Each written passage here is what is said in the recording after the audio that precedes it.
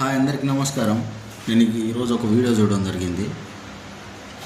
ఒక మహనీయుడు 10 సంవత్సరాలు పార్టీని నడిపించిన ఒక వ్యక్తి, రాష్ట్రానికి 2 సార్లు ముఖ్యమంత్రి చేసిన వ్యక్తిని పట్టుకొని అక్కడ ఒక ముక్కోడు పోయిండు, ఇక్కడ ఒక తిక్కోడు పోయిండు అని మాట్లాడుతూ ఉన్నారు.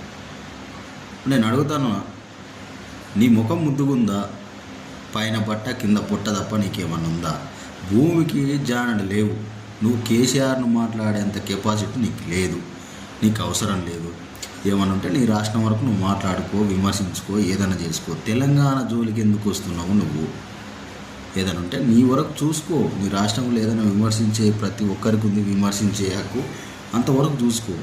తెలంగాణ జోలికి వస్తే మాత్రం ఊరుకునేది లేదు. నీది ఏదైనా దోస్తానం కాంగ్రెస్లతో ఉంటే వాళ్ళు మీరు చూసుకోండి. మధ్యలో కేసీఆర్ ఏం చేసిండు? కేసీఆర్ని అంటే బిడ్డ ఎవడు ఊరుకునేటోళ్ళు లేడు ఇక్కడ. జాగ్రత్త, హెచ్చరిస్తున్నాం, జాగ్రత్త.